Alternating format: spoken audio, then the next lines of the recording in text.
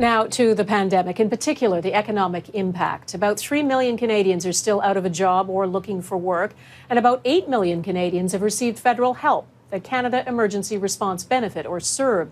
Today, Prime Minister Justin Trudeau says he's going to introduce legislation to tighten the rules on the program and could impose fines and jail time on those who deliberately lie on their applications.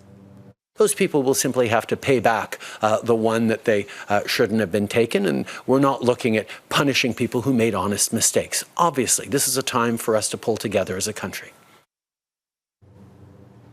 The Prime Minister says when the program was put in place, the priority was to have the money flow rapidly. That's left gaps in the system that some are exploiting. As Mike Le Couteur reports, the government is under pressure to crack down on fraudulent claims, but avoid making criminals out of people who made honest mistakes.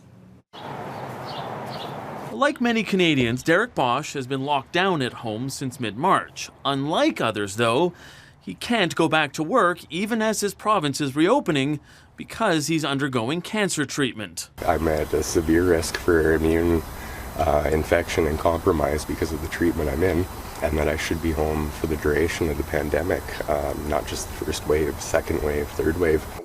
Problem is, the Canada Emergency Response Benefit is capped at 16 weeks, which means Bosch's last check will come in July.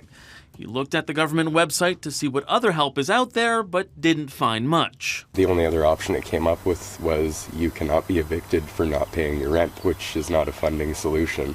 He's also worried that if he reapplies for the CERB, officials might think he's trying to defraud the system, something the government is trying to crack down on with new legislation that could impose fines of up to $5,000 or even jail time. We do need the tools to go after those who deliberately choose to take advantage of people and systems vulnerability in a time of crisis. A government source says the average rate of fraud for any federal program at any time is between 1% and 2%. So, with $43.5 billion already paid out through the CERB, it's possible between $43 and $87 million may have already been claimed by fraudsters. The economy starts to reopen. Being a minority government, the Liberals need opposition support, and so far the NDP isn't on side. While the Prime Minister took a knee one day, the same day his government was putting in place a law that would criminalize people who are desperate. How does the Prime Minister think that makes any sense at all to do?